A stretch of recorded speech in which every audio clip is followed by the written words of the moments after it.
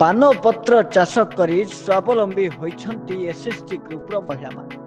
आज्ञा मालकानगिरी जिले में एभली एक उत्पात जिले में पान पत्र चाष एक निश्चित अविश्वास लगी पारे किंतु यह सत।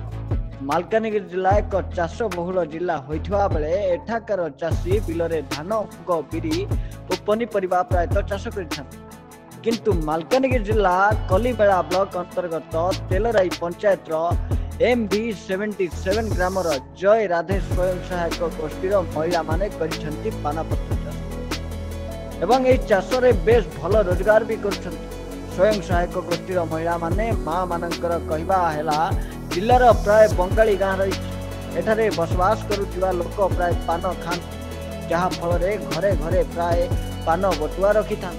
मो ना सुनीति मंडल आमे MB77 ग्राम रो जय राधे एसएचजी कहूँ आम पानपत्र मिशन शक्ति 50,000 ऋण नहीं आम पानपत्र चाष कलु से कोलकाता लता आनिकी लगेलु तापर 6 मास पर पत्र बाहरी आम से पत्र काढ़ी मार्केट रे बिक्री करुच्ची आउ केते लोक अच्छी घरे आसिकी पाइकरी नहीं जाउची। आम घरे बसी बसी अब इनकम होची आमर बाहर जीवाकू पड़ुनी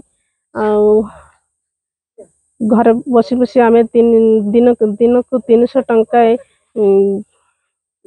इनकम करुच्ची। सरकार जदि आमको आउ किछि ऋण हिसाब साहाय्य करेंगे आमर उपकार हम। मो ना अनिमा हालदार MB77 गा आम एसएचजी रो ना जयराधे एसएचजी आम एसएचजी रे 11 जन मेंबर अच्छु।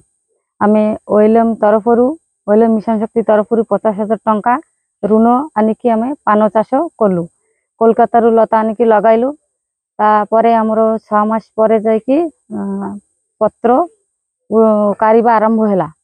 आम से पत्र मार्केट रे बिकिकी आउ जेतिके आमर बलका रहिला सेटा व्यापारी माने आसिकी नै गले आउ से पान पत्र चाष आरंभ करा देखिकी आमर लाभ देखिकी अलगा एसएचजी माँ माने भी आग्रही अच्छी बा से माने करिबा पाई आग्रह प्रकाश कले।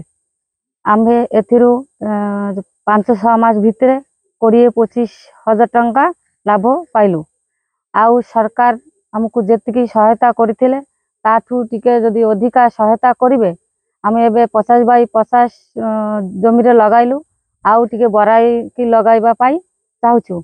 आम एबे जोटा कोलकाता लता आनिकी लगाइलु एबे आम चाहूछु कोलकाता न आनिकी आमर आमको जेतिकी लता होची से भितरे कारिकी लगाई देबा एवं दुकान रु पान मसला सह पान पत्र भी किणी घर को नहीं था। एणु एसबू देखी जय राधे स्वयं सहायक गोष्ठीर माँ माने निष्पत्ति नेले पान चाष करबा।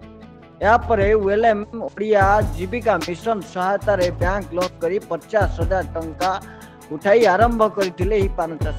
प्रथमे पश्चिम बंगरू पानपत्र चारा माने यापरे अमल होइतिला पानपत्र वर्तमान 6 रु 7 मास एवं स्थानीय पान दुकान गुड़िकरे पानपत्र जोगाइवा सह आखपाख अंचल पानपत्र बेपारी माने मध्य आसी एठारु पान किनिबाकु। Bureau report news alert 24x7।